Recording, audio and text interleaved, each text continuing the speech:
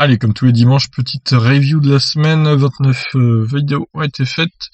On commence avec Tesla, bientôt fournisseur d'électricité au Royaume-Uni. Une demande a été faite pour rejoindre les 6 grands qui fournissent de l'électricité au Royaume-Uni, donc à suivre. Des données utilisateurs retrouvées sur d'anciens ordinateurs de bord Tesla qui ont été mis en vente sur eBay.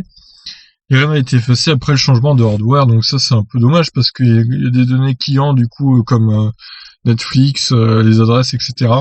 qui sont dessus. C'est pas top. L'autopilote Tesla, 50% plus sûr depuis début 2020. Les accidents concernant l'autopilote sont très très rares. On poursuit avec BID qui nous a fait un petit canular, je pense. Une BID hybride rechargeable qui recharge une Tesla, donc c'est sorti récemment. Coup de pub fake ou réalité? Je pense plutôt que c'était un intox parce que a priori les voitures BID ne sont pas capables de faire de la recharge d'autres voitures électriques. Alors Catalyst IV500 est une moto électrique bien étrange. On peut pas dire que ce soit le plus bel engin du monde, hein, comme j'ai mis en description. C'est vrai que ça a une forme très très bizarre cet engin. Et en plus, elle a des performances assez médiocres. Tesla planche sur des batteries lithium-métal pour améliorer l'autonomie de ses voitures. Près de 20% d'autonomie en plus, donc. Ce sont des batteries qui agiraient comme un range extender, si on veut, comme les BM i3. Sauf que ce serait pas un petit moteur à essence, ce serait des batteries d'une autre sorte. Nissan pourrait-il quitter l'Europe? Ce serait un sacré retournement de situation. Bon, après, ce sont des rumeurs, hein, c'est pas des faits avérés pour l'instant, mais Nissan envisagerait bien de, en tout cas, réduire la voilure concernant les ventes de ces voitures en Europe. Le futur Skoda Enyaq électrique en essai sur route ouverte, avec peu de camouflage, et vous allez voir qu'on va voir ses caractéristiques plus loin. Kia lance une offre LLD agressive sur ses véhicules électriques. Alors par contre, oui, ce sera une offre qui intéressera surtout les petits rouleurs, parce que ce sont des offres qui offrent même pas 10 000 km par an.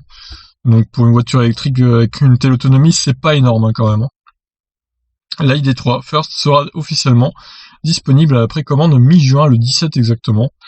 Donc on aura toutes les infos sur les différentes versions et les différents prix de ces versions. Enfin, j'ai envie de dire, parce qu'on attendait de ça depuis un moment, donc rendez-vous le 17 juin.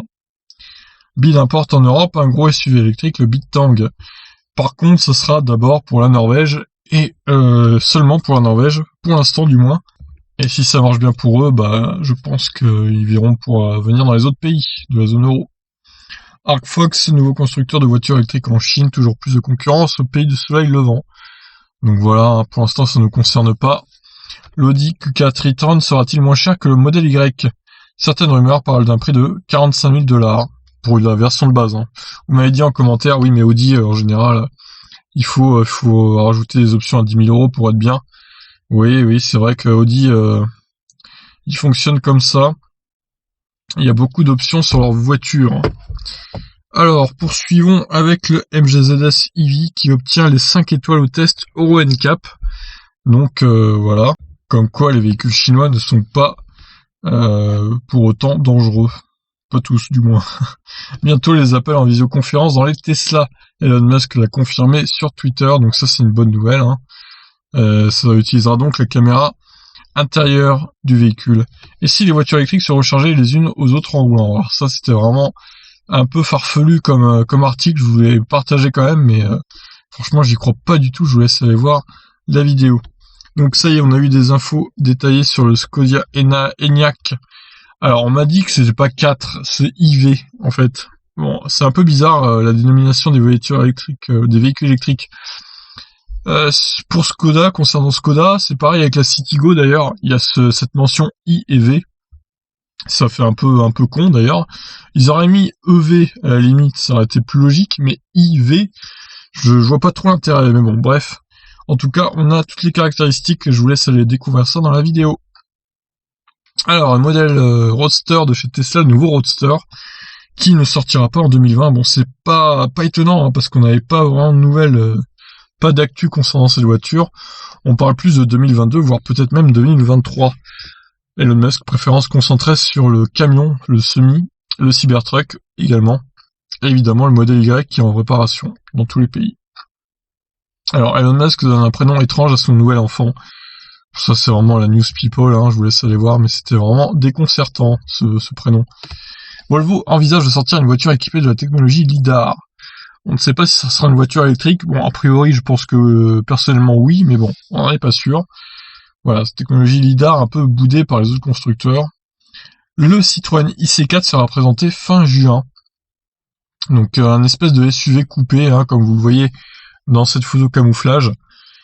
On a hâte d'en savoir plus. Tesla dépose un brevet concernant l'optimisation des batteries pour améliorer encore l'efficience et qu'elles coûtent moins cher.